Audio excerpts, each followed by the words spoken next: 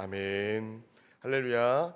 하루의 첫 시간을 주님 바람을 시작하신 우리 모든 성도님들, 또 영상으로 예배하는 그 자리에도 하나님의 은혜가 함께 하시기를 주님의 이름으로 축원합니다. 오늘 말씀의 제목은 주님께서 보여주신 사명입니다. 주님께서 보여주신 사명이라는 제목으로 함께 은혜를 나누고자 합니다.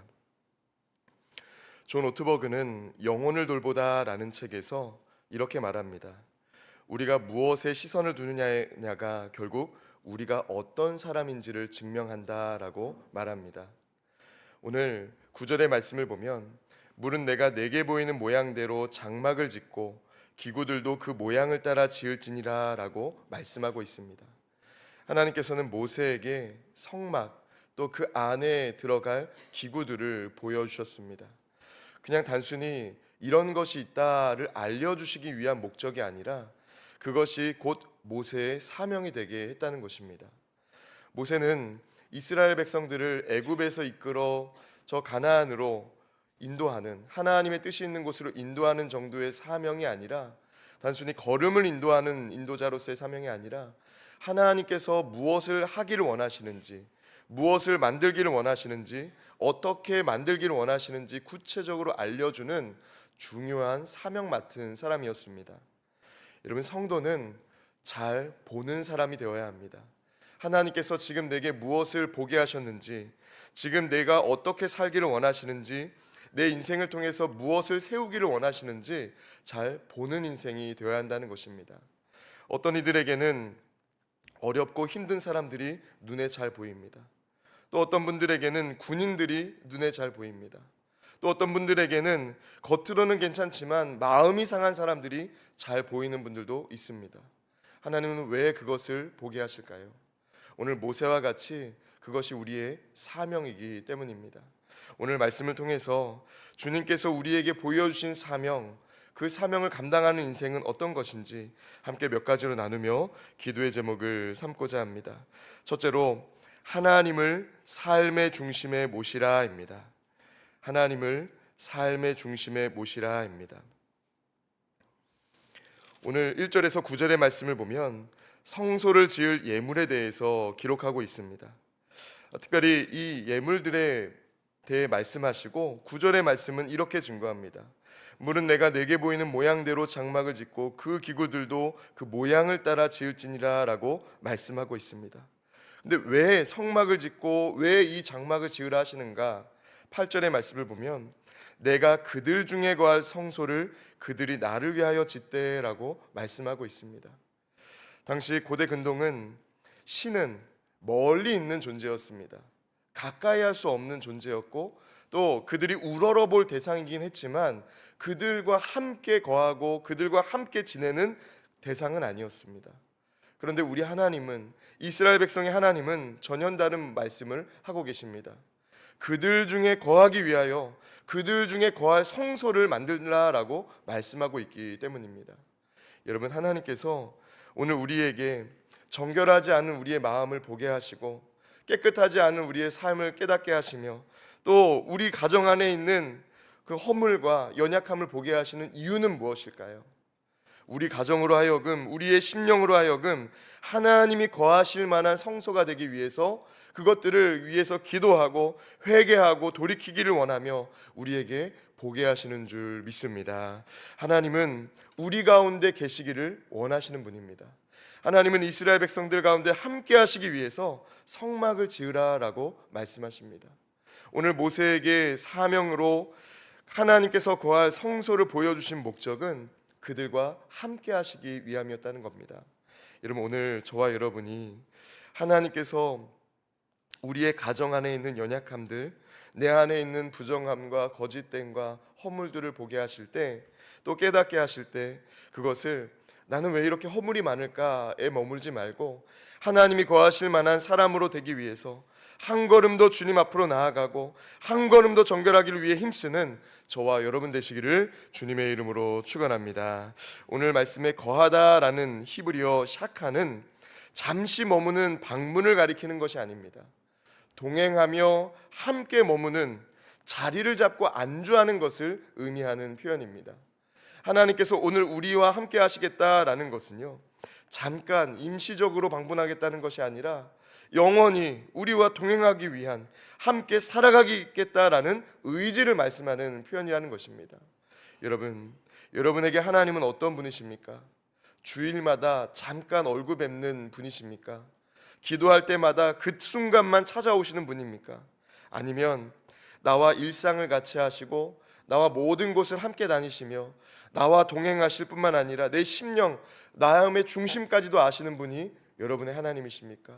바라기는 오늘 삶의 중심 가운데 하나님을 모심으로 말미암아 하나님과 동행하는, 24시간 어디를 가든지 하나님과 동행하는 저와 여러분 되시기를 주님의 이름으로 축원합니다. 둘째로, 은혜 위에 순종을 세우라입니다. 은혜 위에 순종을 세우라입니다. 오늘 10절에서 30절까지의 말씀은 증거계에 대한 말씀과 진설병을 두는 상에 대해서 말씀하고 있습니다. 그런데 이 말씀들을 가만히 보면 성막의 가장 중심에 무엇이 있는지를 말씀하고 있습니다.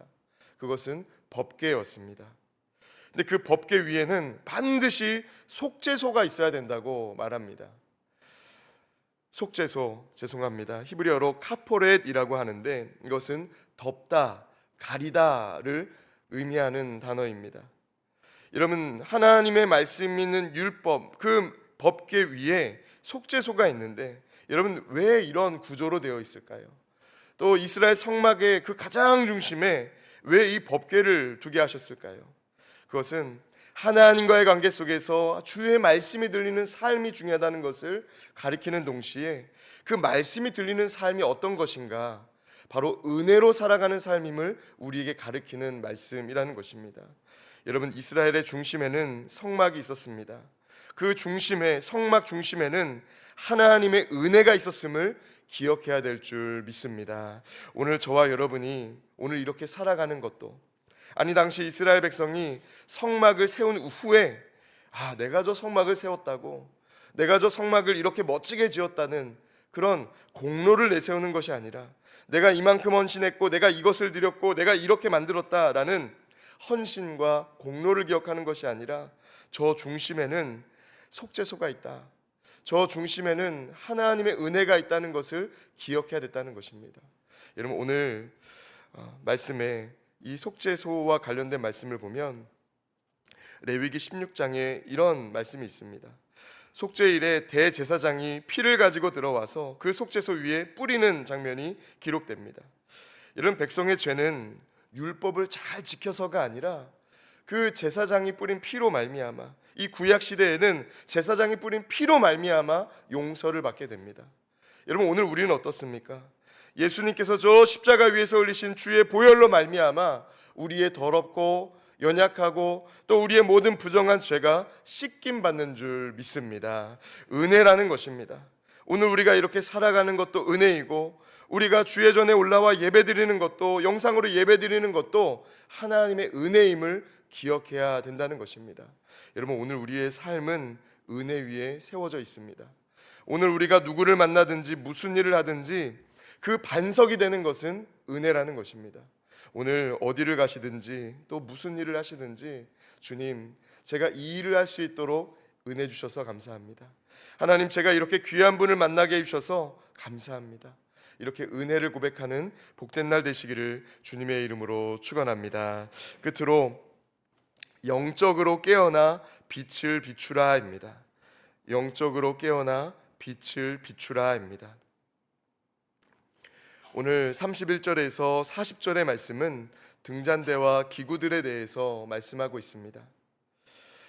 여러분, 성막 안에는 놀랍게도 창문이 없었습니다.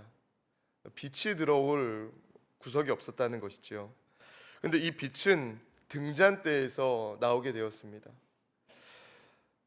등잔대는, 죄송합니다, 히브리어로 메노라라고 하는데 이것은 조명 장식이 아니라 하나님께서 세우신 사명을 말하는, 혹은 성막의 유일한 빛을 가리키는 말이었습니다. 여러분, 이 빛 무엇일까요? 우리가 어떤 존재로 세상을 살아야 되는지를 가리키는 것입니다. 하나님의 임재를 경험한 사람으로서, 하나님을 경험한 존재로서 우리가 어떤 인생을 살아야 되는지를 가리키는 것이 이 등잔대에서 나오는 빛이었다는 것입니다. 사무엘상 3장을 보면 이 성소의 등불이 아직 꺼지지 않았을 때 하나님은 그 어두운 시대 가운데 어린 사무엘을 부르셨습니다. 등불이 유지될 수 있도록 그를 양육하셨을 뿐만 아니라, 주의 말씀으로 양육하셨을 뿐만 아니라, 그 사무엘이라는 인생이 정말 빛과 같은 존재로, 어떻게 보면 이스라엘의 가장 어두운 시기에 왕을 세우는 존재로 그를 세우는 시간이었다는 것입니다. 여러분, 하나님의 사람들에게 빛이 꺼지면, 하나님의 사람들에게 그 주의 말씀이 없다면 여러분, 사명도 희미해집니다. 내가 무엇 때문에 이렇게 헌신하는지, 내가 무엇 때문에 살아가는지, 사명이, 또 내 삶의 목적이 희미해질 수 있다는 것입니다. 죄송합니다. 오늘 말씀에 이 31절에서 40절의 말씀을 보면 등잔대와 관련돼서 말씀할 때 살구꽃 형상이 기록되어 있습니다. 살구꽃 형상으로 이렇게 무늬를 넣었다는 것입니다. 그런데 이 살구꽃을 본 이스라엘 백성들이 한 가지 생각하게 되는 것이 있었습니다. 단순히 저 꽃이 참 예쁘다, 혹은 여러 꽃 중에 왜 저 꽃이 있었을까를 생각하게 될 때, 이 살구꽃은요, 죄송합니다, 히브리어로 샤카드라고 하는데 깨어나다라는 뜻을 가진 표현이었습니다. 그러니까 우리가 깨어있기를 원하시는구나, 저 살구꽃을 볼 때마다, 살구꽃 형상을 볼 때마다 내가 빛된 존재로 살아가는, 하나님을 믿는 사람으로서 사명을 가진 사람으로 깨어있기를 원하시는구나를 깨닫는 그런 이미지가 바로 살구꽃이었다는 것입니다. 여러분, 오늘 저와 여러분이 하나님의 사명 맡은 자로 빛을 들고 세상 가운데 나아가 여전히 하나님이 살아계시며 여전히 하나님께서 역사하심을 증거하는 저와 여러분 되시기를 주님의 이름으로 축원합니다. 우리의 힘으로는 감당할 수 없습니다. 그러나 빛 대신 주님 붙든다면, 빛 대신 주님 의지한다면, 우리 가운데 말씀하시는 주님을 의지한다면 다시 한번 영적으로 깨어나 우리가 그 예수님의 말씀 붙들고 예수님 붙들고 나간다면 세상 가운데 빛된 존재로 살아갈 수가 있다는 것입니다. 여러분, 오늘 좋은 사람들만 만나기를 원하신다면 여러분, 그것은 하나님의 사명 맡은 자로서는 조금 어색한 마음이라 할 수 있습니다.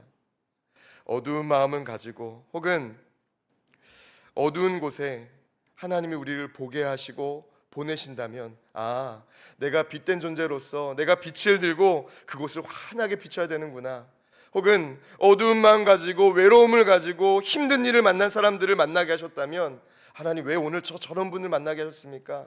이런 마음이 아니라 사명을 맡은 자로서 하나님이 주의 말씀 붙들고 저의 영혼을 밝히기를 원하시는구나, 정말 저들을 깨기를 원하시는구나 라고 빛된 존재로 사명 맡은 자로 살아가는 저와 여러분 되시기를 주님의 이름으로 축원합니다.